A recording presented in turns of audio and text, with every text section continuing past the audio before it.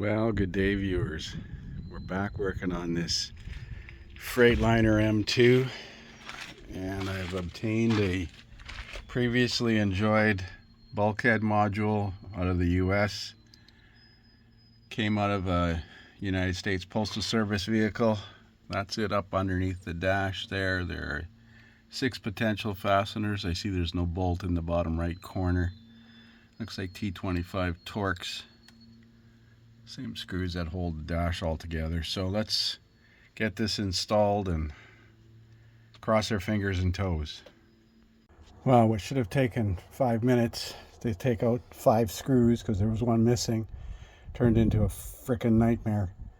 The top corner screw up and the hardest one to get to stripped, and I had to grab it with a reverse easy out. And it still doesn't come out of there very conveniently. They could have bolted it in from the outside instead of from the inside. Just a pain in the ass. Now this one is the same part number, but serial number 474339 versus 362903. So let's hope. Well, I don't have any active faults now, but it still doesn't crank. Now I don't know if it's because of incorrect programming in the bulkhead module, and the 4-way flasher, the turns emergency flashers are still clicking, but we definitely don't have the fault codes that were generated by the CAN bus errors before. So now we have to investigate why it's indicating it's in neutral according to the gear shift indicator, but when I turn the key to crank, nothing happens. Dash lights up, I got everything plugged in, so I got to reactivate the software on my laptop so that I can scan it again. I'm going to see if I can get them to push it back in the shop because it's really hard working outside in the sunlight. What should have taken 10 minutes took like 2.5 hours because I couldn't get those bolts out of the bulkhead module in the firewall. But we're making some progress, I think. Although I don't like the fact that the 4-way flashers are still blinking unless the emergency flashers are on. Not sure which way that switch is supposed to be.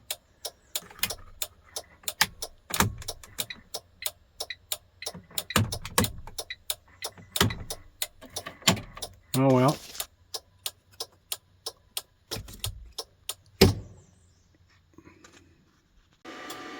So we're back this morning on this Freightliner, looking at the CAN bus activity on the picoscope here with the used bulkhead module. And it doesn't appear to be any different than it was with the original one.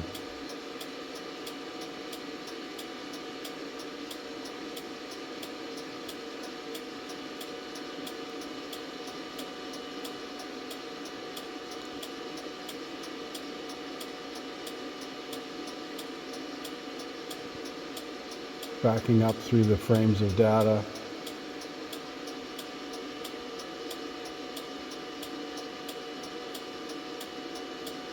There's like a module that's continuously, well, all the packets look the same here.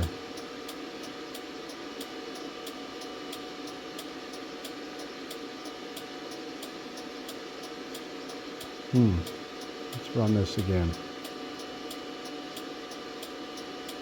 Sample a little less. It's like the same message being repeated over and over and over again. Let's back up through the frames.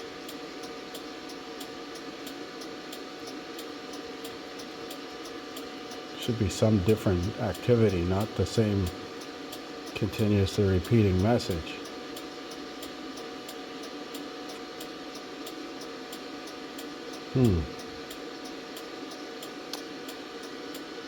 Let's try unplugging that bulkhead module. That's what the bulkhead module disconnected. the plug with the CAN bus wires in it. I got the ABS module unplugged, but I've got the instrument cluster, the TCM, the ECM.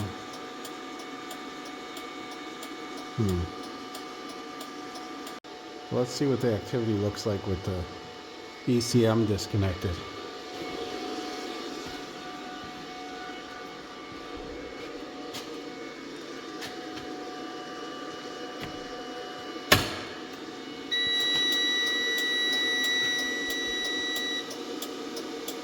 So now we got different size packets.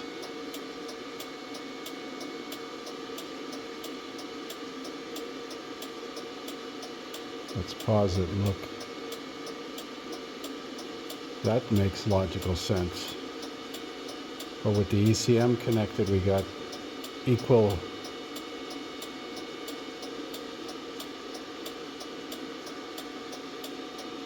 I'm going to save this recording.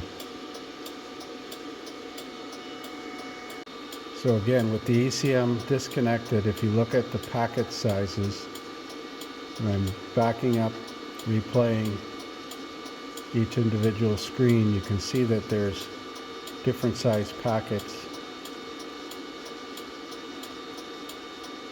64 screens here.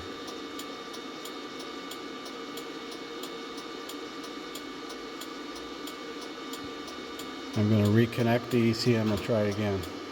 Okay, so I got the ECM reconnected, turning on this disconnect switch. Let's look at the network activity again. Well, now we got different size packets.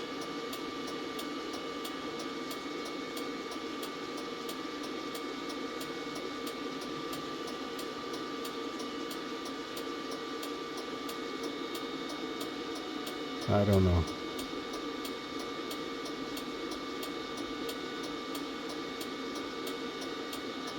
Well, I give up.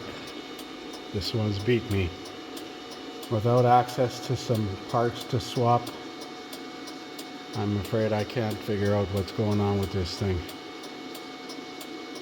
I've tried disconnecting every module. I've qualified circuits from each module to the diagnostic connector. I've checked for shorts between the CAN bus wires, and shorts to voltage and shorts to ground. Resistance measured from each module.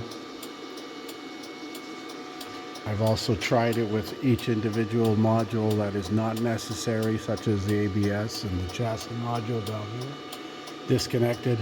So I'm going to put this thing back together and it's going to go to the dealership.